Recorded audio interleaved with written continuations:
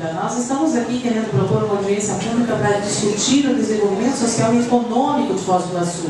Não só de Foz, mas também da região. Porque nós temos uma região atípica, onde tudo que acontece do lado de lá reflete aqui, tudo que acontece aqui reflete também do lado argentino. Nós temos hoje dificuldades de trazer empresas à nossa localização. Muitas, nós temos informações, vereadores, que dizem que Foz do Iguaçu acaba ficando um pouco em final de linha. E, na verdade, Foz do Iguaçu tem muitos incentivos para que essas empresas e para que a gente possa gerar desenvolvimento social. Então, essa audiência pública é para trazer todos os entes, as autoridades, os entes envolvidos, para um debate, para que a gente possa construir e para que a gente possa, de fato, transformar a nossa cidade uma cidade de desenvolvimento, uma cidade desenvolvida. Nós temos o turismo, que é o nosso carro-chefe, que hoje comanda 52% do desenvolvimento econômico da cidade, direto e indiretamente, e vamos debater mais para a gente poder trazer. Nós temos aí vários investimentos vindo, não só do governo federal, mas também da área privada.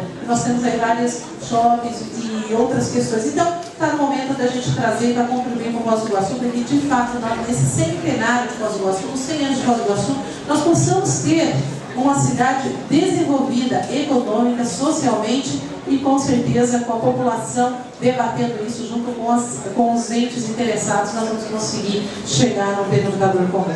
Peço a aprovação da audiência pública aqui proposta pela minha pessoa e com certeza nós estaremos agendando e teremos aí bons resultados, frutos positivos para a nossa cidade. É inadmissível nós queremos o bem da cidade se a gente não discutir o desenvolvimento da cidade. Muito obrigada.